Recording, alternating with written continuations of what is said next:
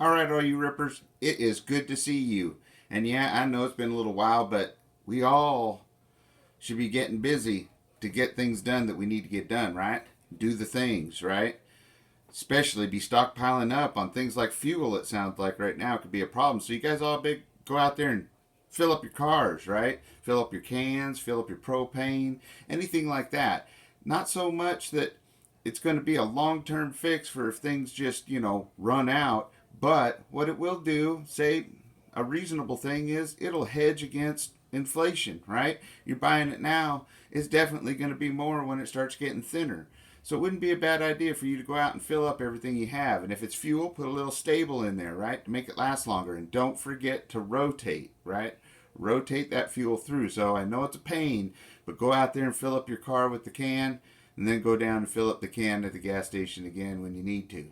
Just a friendly reminder there. And as far as food and all that kind of stuff, well, you guys have all seen the videos out there. I probably don't need to repeat on them. It's about the same here. Some stores are stocked up pretty well, and some stores not so much. But more and more, it's not so much.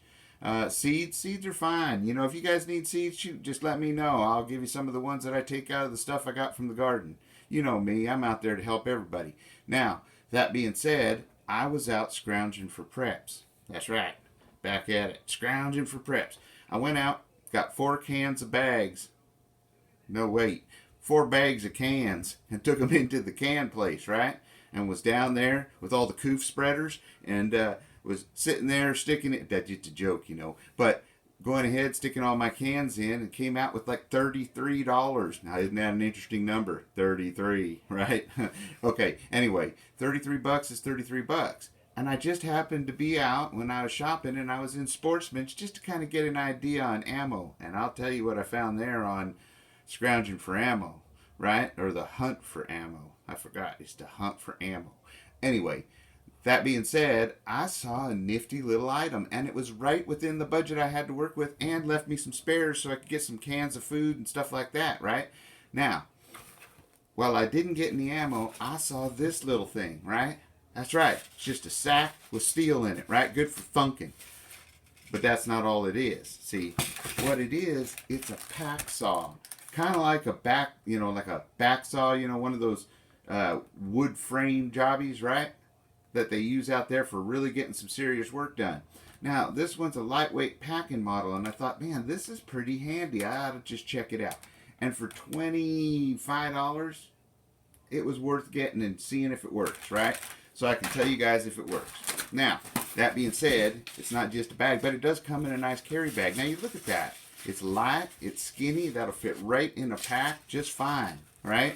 Right alongside, in fact, you could probably just figure out a way to attach that to your machete sheath that's in your bag and on the outside of your bag, and then that way you have it accessible right quick. But look at that.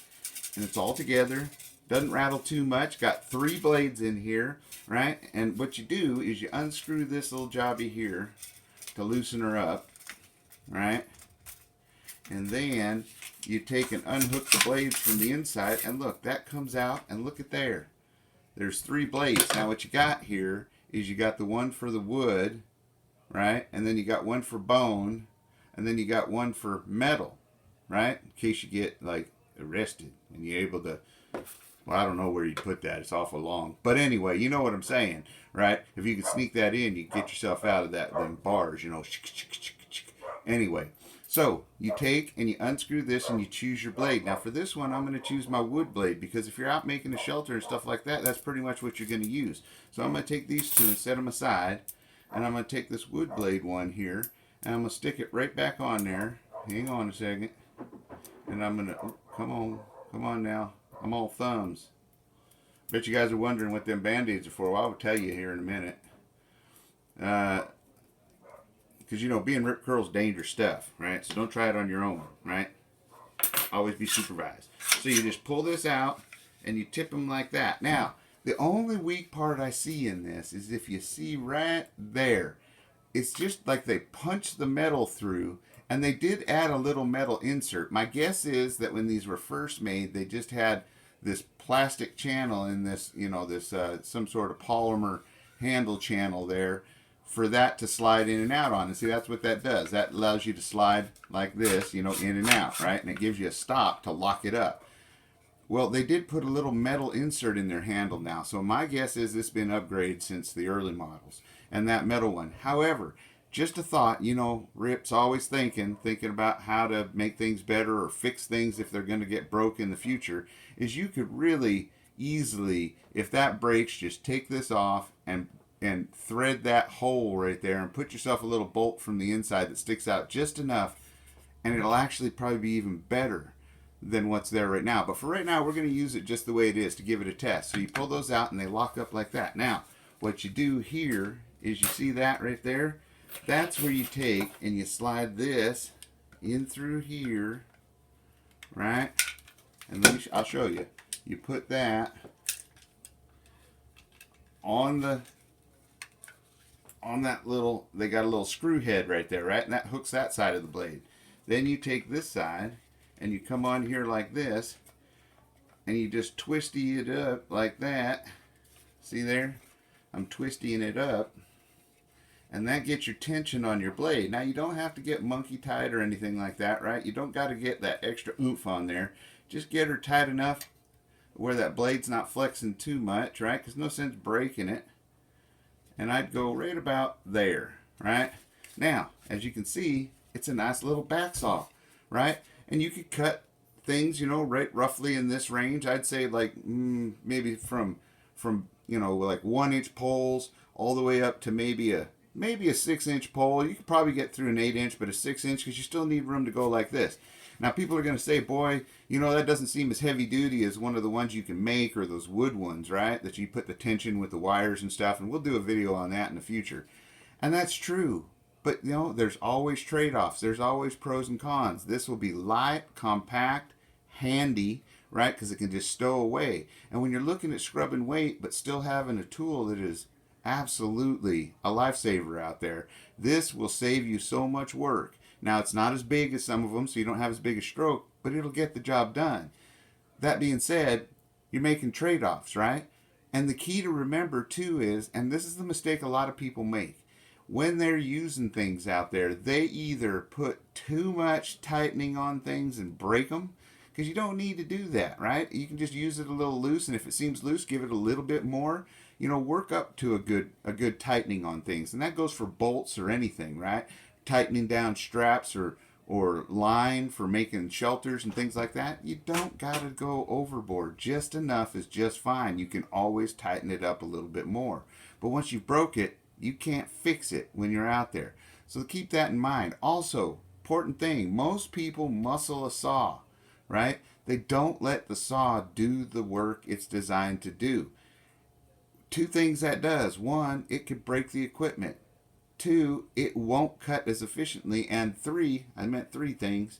3 is that it will wear you out, right? Because you don't need to do that. The biggest thing people learn that really do a lot of sawing is you don't need to put much pressure behind it. Just enough, and then let it work. Let that saw take them chips out, right? And spill them out. And you don't got to go real fast either. Just let it do its work, right? On its cut and stroke, right?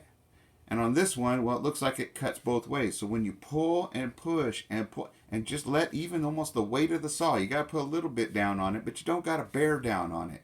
And you will find that that not only will save you out in the wilderness, it'll save your equipment and may even save your life by helping you build a shelter. Now, who wouldn't want to have a nice saw like this? Because it's a whole lot better than whipping out your Swiss Army knife, a little 4-inch, or what, probably not even that, it's probably 2.5-inch blade trying to go like this to make yourself shelters, right? Yeah, that's no good. This, I think, is going to work real well, and we're going to try it out, and I'll do more videos in the future to let you know as I put it through its paces. But so far, I think this is a dandy. And don't forget, it also comes with metal for getting out of prisons, and the bone saw for when you get animals, processing them. Nothing better, especially if it's a bigger animal, than having a saw to get through that breastbone, right? And that pelvis bone that you got to split, right? And get opened up. These are, I mean, you can use a hatchet. Some people use a hatchet. Some people use a saw. I prefer a saw. I have a little different saw for out in the woods for doing that. But now that I have this, I might try it. And I think I'm going to try keeping this in my pack. Now, this will be in my escape and evade or 72-hour bag and things like that, right? So, anyway, I just hope this helps you out. Nice, handy item. The name brand of this, well, it was at Sportsman's, but if you're looking online, it's Outdoor Edge Pack Saw, right? Yeah, I think that might just work. Anyway, I hope that helps you out for this episode of Scrounging for Preps. And I get that question a lot. You know, how does somebody do it on a budget? And as I've shown, if you look in past videos, which I encourage you to do if you're new, look at it and you will see that for $5 minimum a week, so if you can't scrounge up any other money, you still take $5 in your household budget, and you would be surprised at just how fast that fills up bin after bin after bin, right? And slowly but and surely you will be prepared. Now, as far as my fingers, this is what happens. There's a little boo-boo on that one too. This is what happens when you ask Rip Curl, this guy right here, to sharpen your kitchen knives because they're dull. Well, I tell you what, they ain't dull. They're far from it. And they don't have guards on them, as you know, most kitchen knives. And as you know, Rip Curl's a little clumsy with things, right? And believe it or not, this pinky right here got curled under as I was working on taters like this. And when I chopped down, I got the tip of it. Go figure. Now, Benny, the dog, thinks this is a toy. That's kind of one reason why it's still on there, so I can mess around with him, right? Thunk him in the nose, that kind of thing. Anyway, because he likes playing. But it was, as you can see, it was still soaking through. And of course, I had to get dinner done, right? So in 2 dinners, I managed to cut myself 3 times. Now, that's not saying much, but it is showing you that I'm honest and I'm human. And it's okay, right? It's okay to be human. But it's also why you should have Band-Aids. Always lots of Band-Aids, right? Especially if you're around Rip Curl. Have Band-Aids now, right? Anyway, I hope you guys all had a good weekend. I hope, and a week so far. And I also hope that you guys are all out there getting prepared, right? Getting yourself safe, secure, staying aware of all of your surroundings and what's happening in the world around you, and getting prepared and ready for anything that may come your way. Until next time, adios.